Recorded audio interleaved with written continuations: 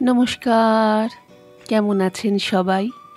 আমার ছোট্ট ভিডিও দেখার জন্য আপনাদের স্বাগত জানাই। গত 14ই মে 2024 রাত 10টা 20-তে 12311 নেতাজি কালকা এক্সপ্রেস ধরে চললাম সিমলার উদ্দেশ্যে।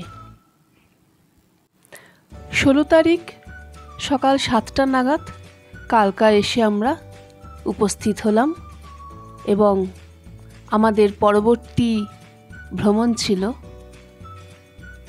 টয় ট্রেনের সাথে। এই হচ্ছে বাঁদিকে টয় ট্রেন দাঁড়িয়ে রয়েছে আর আমরা এখন কালকা স্টেশনে। আমি আগেও কালকাতে এসেছি, কিন্তু টয় ট্রেন চাপার সৌভাগ্য আমার হয়নি। চলুন টয় ট্রেনে করে সিমলা যেতে কীরকম দেখতে লাগে সিমলাকে একটু দেখাই। হিমাচল প্রদেশ আয়তনে ছোট হলেও এখানে দর্শনীয় স্থানের সংখ্যা এতই বেশি যে এক যাত্রায় সম্পূর্ণ হিমাচল বেড়ানো সত্যিই বড় কঠিন। তাই আমার মতে সিমলায় এসে সবসময় সিমলাতে 2 দিন থাকা উচিত এবং তারপরে মানালিতে যেতে হয়। হিমাচল প্রদেশের রাজধানী সিমলা 2200 মিটার উচ্চতায় অবস্থিত। সাহেবী আমলের এই শৈল শহর বছরভর পর্যটকদের ভিড়। আর কালকা থেকে টয় ট্রেনে চেপে পাহাড় ঘুরে সিমলা পৌঁছানো এই সফরের বাড়তি পাওনা। কালকা থেকে টয় ট্রেনে সিমলা পৌঁছানোর অভিজ্ঞতা সত্যিই ভোলার নয়। সাহেবী আমলের ছোট ছোট স্টেশন, অজস্র টানেল পেরিয়ে টয় ট্রেন পৌঁছবে সিমলায়। এই পথে যে কটি ট্রেন চলে তার মধ্যে সবথেকে আরামদায়ক ট্রেন হলো শিবালিক এক্সপ্রেস, কিন্তু আমাদের টিকিট শিবালিক এক্সপ্রেসে ছিল না, এমনি টয় ট্রেনেই ছিল।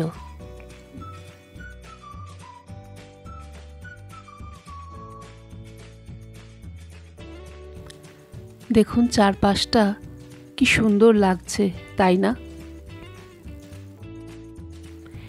অক্টোবর মাসে আসলেই এই চিত্রটা একটু পাল্টে যাবে। গাছের পাতার রঙগুলো তখন কোনোটাতে হালকা লাল, কোনোটাতে বেগুনি, বিভিন্ন রকমের রং এসে যাবে।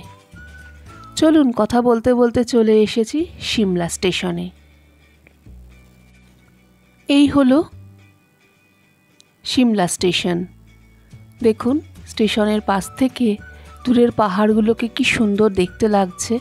আর সিমলা স্টেশনটাও খুব সুন্দর সাজানো গোছানো। আসলে ব্রিটিশ আমলের তৈরি তো, সবটাই খুব সুন্দর এবং মেনটেন্ড হয়।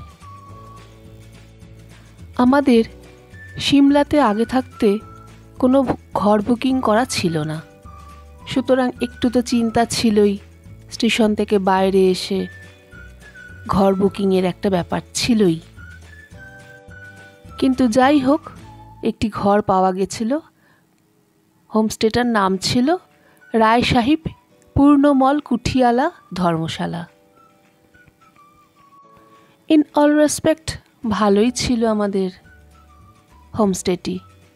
এরপর আমরা বিকেলবেলা চলে এলাম সিমলা কালীবাড়িতে।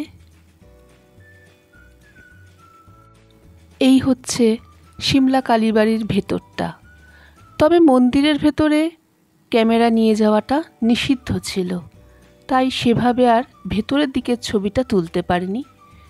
পাহাড়ের ওপরে মন্দিরের চারপাশটা ঠিক এই রকমই দেখতে লাগে, ভারী সুন্দর। আমার বহুদিনের শখ ছিল সিমলায় গেলে কালীবাড়িতে একবার আমি যাব। দেখুন কি সুন্দর লাগছে। সিমলাতে আসলে এই ধরনের গাছগুলো বেশি দেখা যায়, আর এটাই হচ্ছে সিমলার আসল বিউটি। এরপর মন্দিরের আরতি দেখার পর আমরা চলে আসি হাঁটতে হাঁটতে সিমলা ম্যালে। এখানে চার্চও আছে, কিন্তু আমরা চার্চ পর্যন্ত যাইনি। ম্যালের কিছুটা সামনে হাঁটার পর বাঁ দিকে যে দেখছেন বাড়িটি, এটা হচ্ছে সিমলা কর্পোরেশন হাউস। যেহেতু এই সিমলা শহরটি সাহেবিয়ানায় তৈরি, তাই সমস্ত বাড়ির আদলগুলোই বিদেশি স্ট্রাকচারের মতন। আমি তো বিদেশি ব্লগগুলো যখন দেখি তখন দেখি ওখানকার বাড়ির ঠিক স্ট্রাকচারগুলো এই রকমই।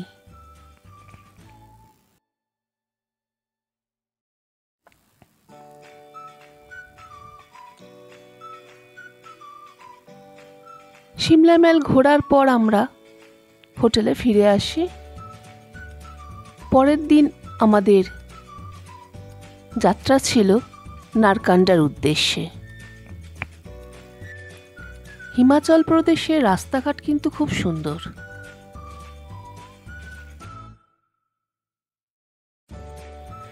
আমরা যখন সকালবেলা বেরিয়েছিলাম সেইভাবে কোনো ব্রেকফাস্ট করেও বেরোইনি।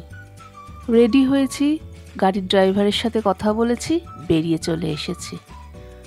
কথা বলতে বলতে চলে এসেছি সিমলার গ্রিন ভ্যালি ভিউ পয়েন্টে। চতুর্দিক শুধু সবুজ আর সবুজ, ভীষণ সুন্দর। এখানে রাস্তার ধারে টুকটাক খাবার কিছু বিক্রি হচ্ছিল, তাই করেই সেদিনকে আমরা আমাদের ব্রেকফাস্ট কমপ্লিট করেছিলাম। কি অপূর্ব দেখুন চারদিকটা। ঠিক ডিসেম্বর মাসে এই গাছগুলো তখন আর সবুজ থাকে না, শুধু সাদা হয়ে যায়।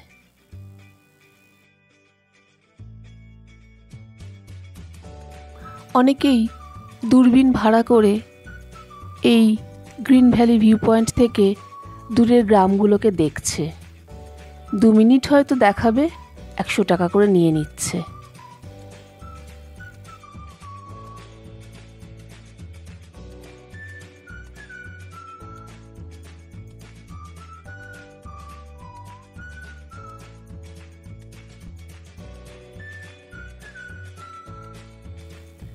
ওখান থেকে আমাদের পরের ডেস্টিনেশন ছিল কুফরি। চলুন আজকের ভিডিও আমি এখানেই শেষ করি। সবাই ভালো থাকবেন, সুস্থ থাকবেন, সাবধানে থাকবেন। ভালো লাগলে আমার ভিডিও একটা লাইক করে দেবেন। দেখা হবে পরের পর্বে। কুফরি নিয়ে আসছি।